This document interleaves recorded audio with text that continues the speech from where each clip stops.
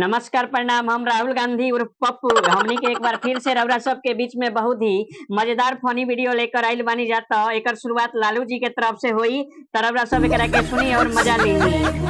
कहाँ गइल ऊ माटी पे से चेहरा, ए मोदी जी कहाँ गइल ऊ माटी पे से चेहरा, टाटी पर अचल बतावे कुछ गहरा, गांव देहात में लौके सुनहरा, आ मिट गइल बा पे पहरा। हर टाटी पर कुछ अलग गढ़ल रहे, हर टाटी पे कुछ अलग गढ़ल रहे, हिरण के पिछवे बाघ दौड़त रहे।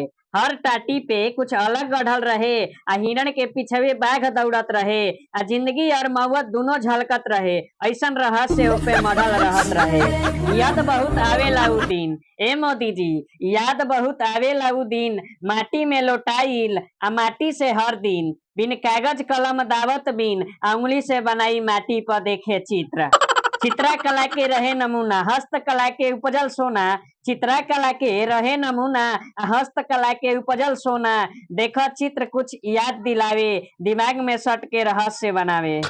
मगर जवाना ऐसन पलटाइल, मगर जवाना ऐसन पलटाइल, टाटी के जगह ईट जोड़ाइल। मगर जवाना ऐसन पलटाइल कि टाटी के जगह ईट जोड़ाइल, अब प्रकृति से साफे मुंह मोड़ाइल, अपन कला अपना हाथों लुटाइल।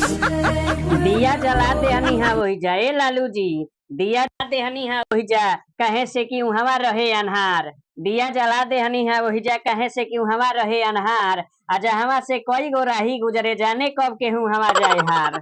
एगो दूगो तीन गो नहीं चार, एगो दूगो तीन गो नहीं चार, आ उहवा से राही गुजरे ले हर बार, मगर केहू न जाने किस्मत के, मगर केहू न जाने किस्मत के कब कहवा के खाई जाई मार।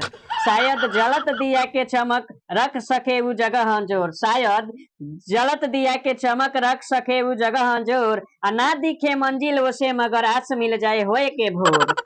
और आगे बढ़े जब उहवा से, और आगे बढ़े जब उहवा से, हो जाए उ शायद पोर पोर, आ दिया जला देहनी हा उहवा, ए लालू जी दिया जला देहनी हा उहवा, ताकि ना होए केहू कमजोर। बुझनी सब्सक्राइब करे।